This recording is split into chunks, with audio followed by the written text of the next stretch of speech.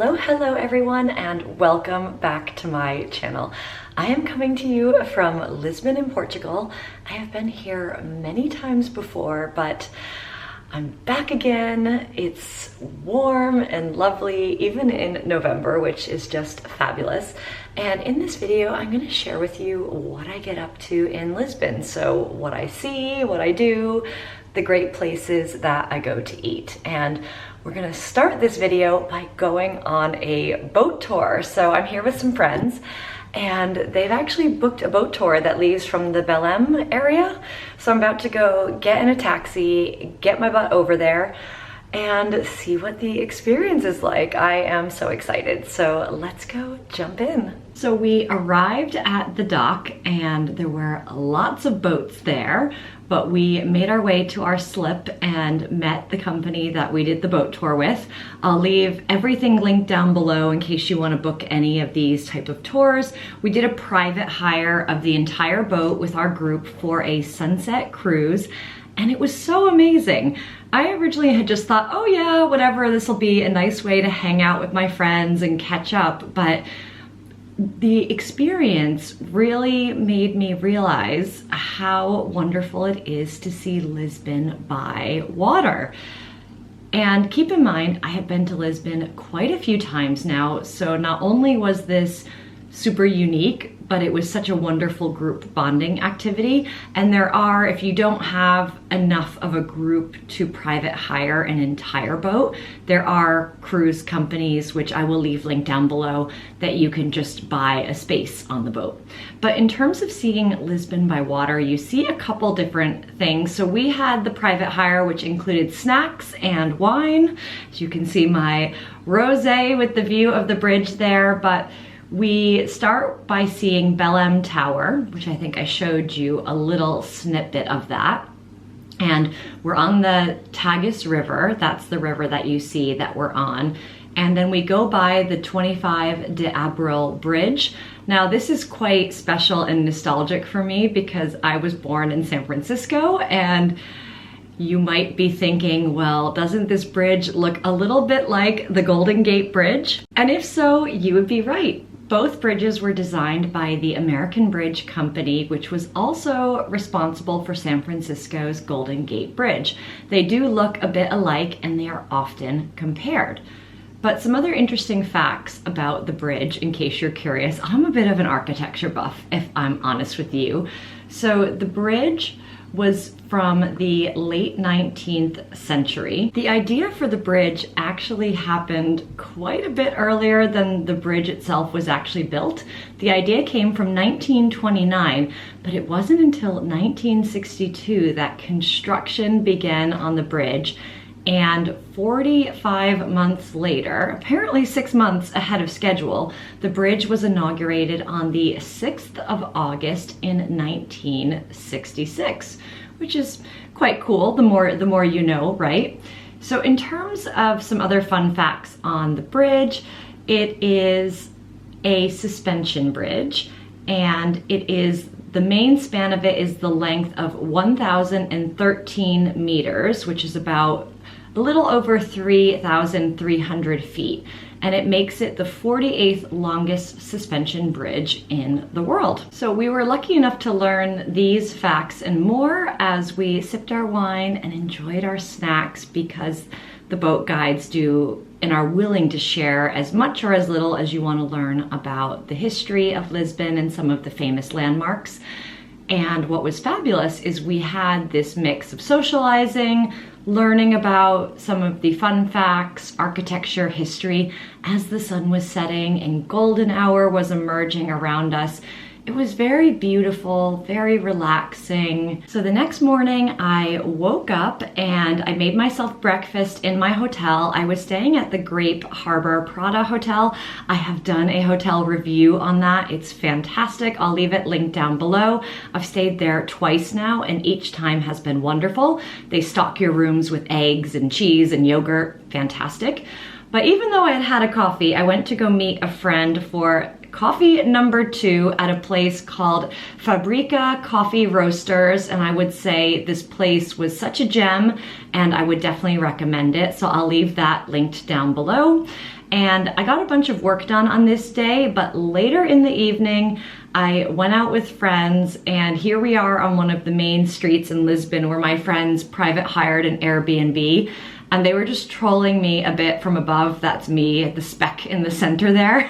So they were filming me from the balcony above, and I thought that was quite funny because usually I'm the one doing the filming, so you see them just gently trolling me a bit from above, which was rather hilarious. We went to dinner at a place called See Me, which was a seafood restaurant, as you can guess, and the food there was excellent, super fresh. But I would definitely say must love seafood, and there were not a lot of vegan options for our vegan friend. So definitely something if you love seafood.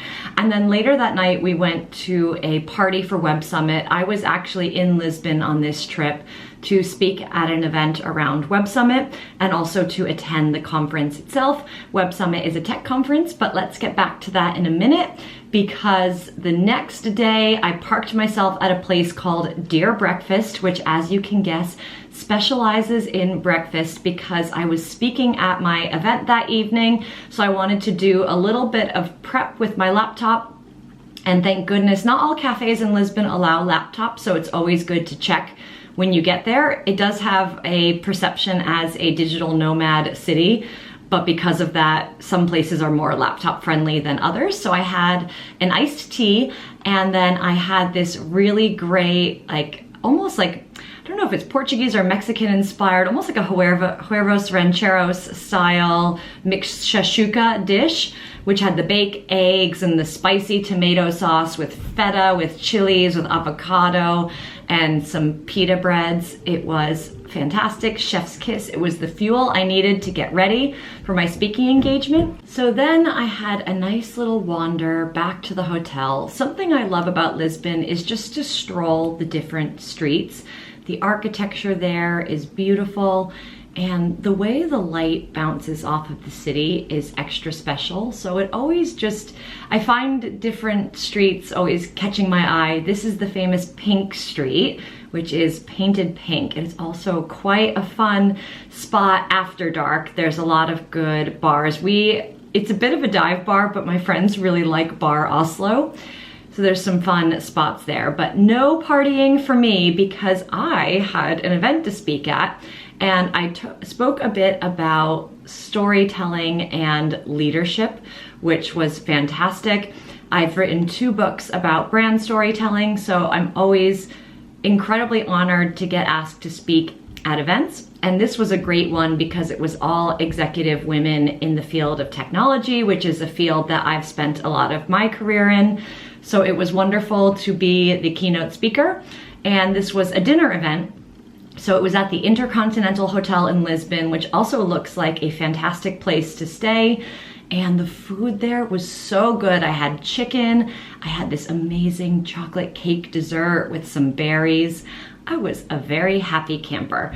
And then the next morning I went to the Web Summit conference and spent the day there. It was great to go around to meet some of the startups and companies exhibiting. And I went to a couple different talks, which were inspiring. The great thing about Web Summit is so many people in my network go annually. So it's often an event where I know that I can go and learn and be inspired, but also an event where I can catch up with friends and meet some great new people. And this year did not disappoint. So there's a reason why I've gone many years in a row. And a pro tip is they do these Women in Tech tickets where you can buy 2 tickets for a very discounted price if you are a woman in tech. So I would recommend signing up for their email list and keeping an eye on that. But yeah, had a little bit of a lunch there, had some tacos from one of the food trucks, and then serendipitously, I ended up sitting next to a woman who we knew so many of the same people. So it just goes to show an event that is huge with a sea of so many people, you just never know who you are going to run into. So yes, another great year at Web Summit between my speaking engagement and the conference itself.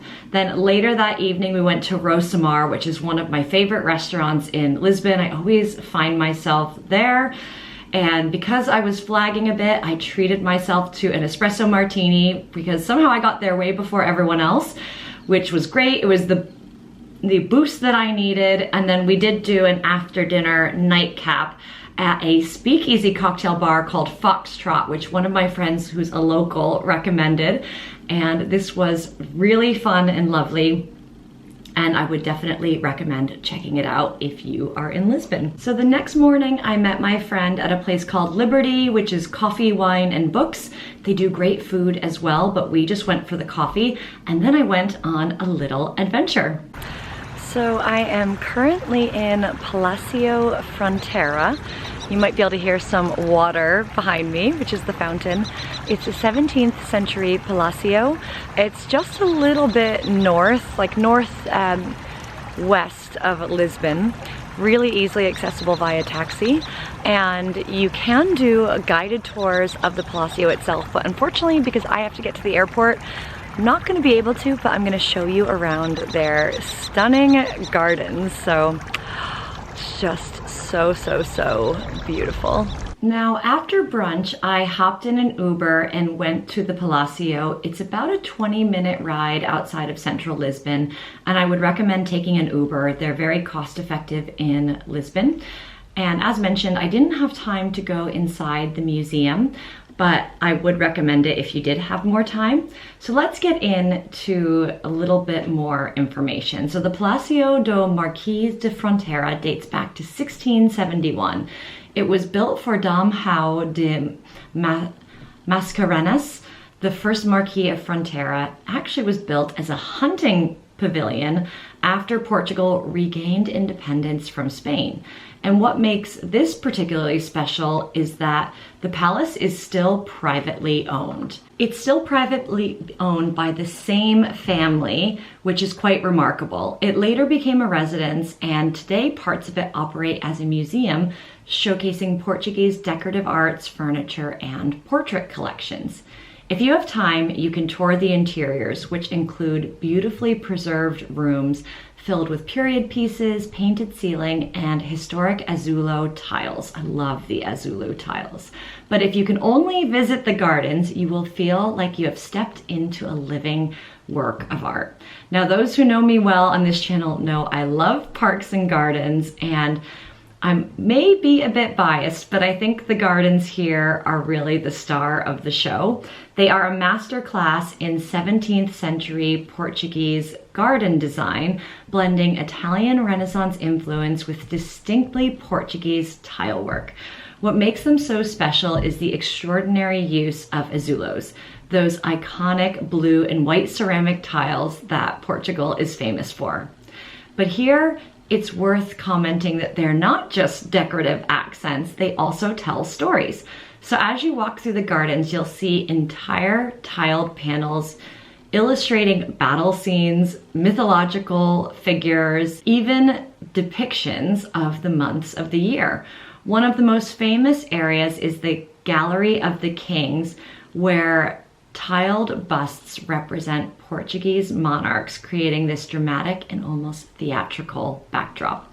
There's also a stunning tiled terrace overlooking the formal gardens with benches lined in blue and white azulos. It feels both grand and intimate at the same time. What I loved the most about visiting was actually how peaceful it felt. Unlike some of Lisbon's more central attractions, it wasn't packed with crowds. You can actually wander slowly, sit on a bench, take it all in. It feels elegant but unpretentious, historic but alive. The gardens are layered. You have sculptured hedges, fountains, statues, terraces, and then these incredibly intricate tiled storytelling panels. Every corner feels intentional and like it holds a piece of history. And because it's slightly outside of the city center, it feels like a little secret, a quiet escape from the hills and trams and buzz of Lisbon. So if you are someone who appreciates design, history, architecture, or simply beautiful places that feel transportive, I do think this is worth carving out some time for. I would plan for at least an hour in the gardens, but longer if you're also touring the palace interiors. And again, take the Uber there and the Uber back. It's easy. So for me, with limited time, the gardens alone made this one of my favorite hidden gems in Lisbon. And with how many times I have been to Lisbon, I cannot believe I have not come here sooner. So if you're like me and you're a repeat visitor, or you just want to see something slightly off the beaten path, but that's very worth it, I would highly recommend it. So check it out, leave a comment, and let me know if you agree.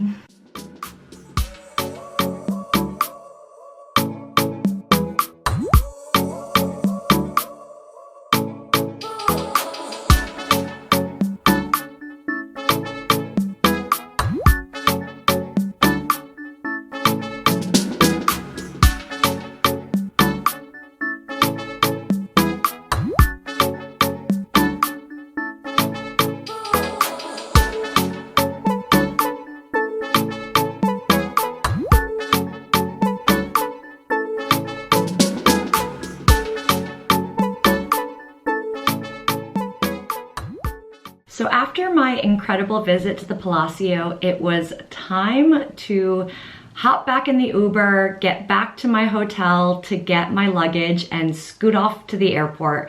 I don't remember if I took the subway, like the train, or the taxi back to the airport. I would say from where I stay at Grape Harbor Prada Hotel, it is incredibly easy to take the subway to the airport, but also an Uber is pretty inexpensive. The only reason why you might want to do the subway versus the Uber is if it is during a peak traffic time, the roads can get really gridlocked with traffic and the subway can be a bit more reliable. But just keep in mind that there are stairs to climb. It's not completely step-free with escalators or elevators and whatnot. So do factor that in to if you take the subway versus if you take a taxi. But overall, I always love a visit to Lisbon. This is not the first travel vlog that I've done on Lisbon, so I will leave any blog posts and any YouTube videos linked down below, plus all of the places featured in this video are gonna be linked down below. So if you enjoyed this video, please hit that like button.